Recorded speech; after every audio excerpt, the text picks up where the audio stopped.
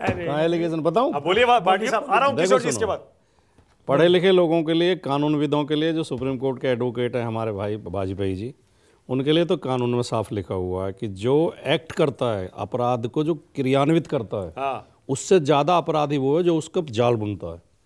कौन है वो? जो उसका षड्यंत्र करता कौन है वो? उसमें बीजेपी का शीर्ष नेतृत्व सारा शामिल है। शीर्ष नेतृत्व? यस, मोदी जी, अमित शाह मिला के सब। कैसे कह दोगे आप? दूसरी बात, अनपढ़ लोगों के लिए, अनपढ़ और बिना कानून की किताब जिन्होंने नहीं पढ़ी, उनके लिए गांव में कहावत है कि चोर को नहीं, चोर की माँ को पकड़ो।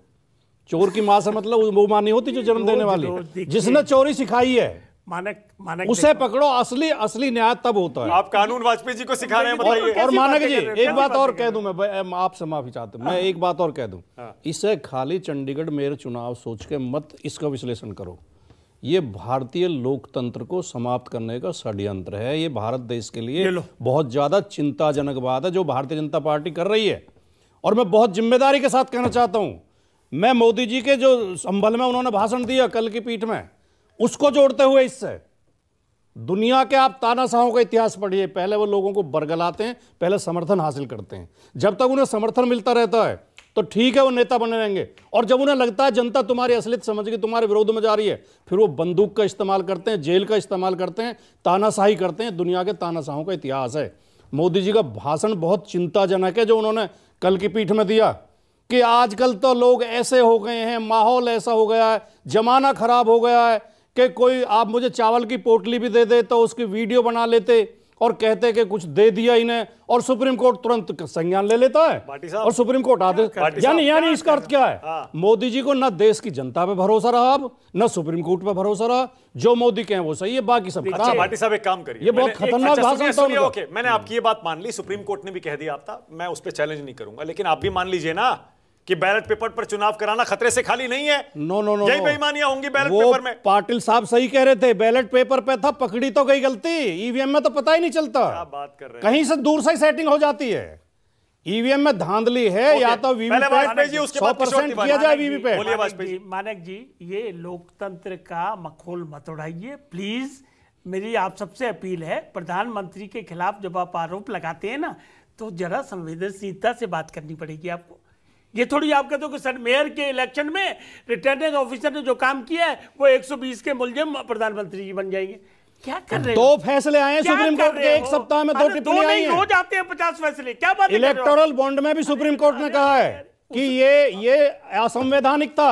वो भी प्रधानमंत्री जिम्मेदार है उसके लिए भी। आप बहुत समझदार। और इसमें भी चंडीगढ़ में भी कहा लोकतंत्र की हत्या है। जब संविधान को नहीं मान रहे, लोकतंत्र को नहीं मान रहे, तो और चिंता भी ना जाहिर करें। चिंता जाहिर करिए, लेकिन देश का लोकतंत्र बचाना बहुत जरूरी है। वाजपेयी जी, अगर लोकतंत्र है तो हमारा आप चैनल पे बोल पा रहे हैं, वरना अभी एक दरोगा आएगा, हथकड़ी लगाएगा, जेल में डाल देगा।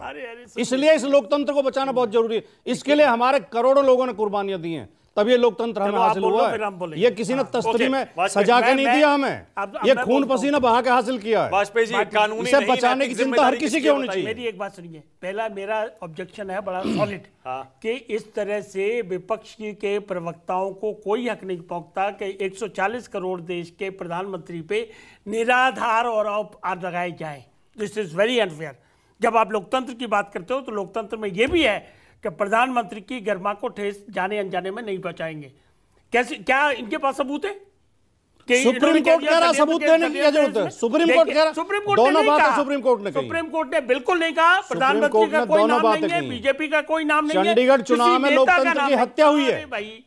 चंडीगढ़ चुनाव में लोकतंत्र की हत्या हुई है और इलेक्टोरल बॉन्ड सिस्टम गैर संवैधानिक था। दोनों बातें सुप्रीम कोर्ट ने कही हैं। दोनों के लिए देश के प्रधानमंत्री जिम्मेदार हैं। देश के प्रधानमंत्री से सवाल पूछा जाएगा, उंगली उठाई जाएगी। नहीं होगा। वो पॉलिसी पूरी पार्लियामेंट ने बनाई है, उस पॉलिसी डिफेक्टिव थी because right to information violate हुआ है और राइट टू प्राइवेसी इन्वॉल्व था उसमें, और वो पैरामीटर्स अगर लगा दिए जाएंगे उसमें दोबारा से। किशोर तिवारी प्लीज। All right.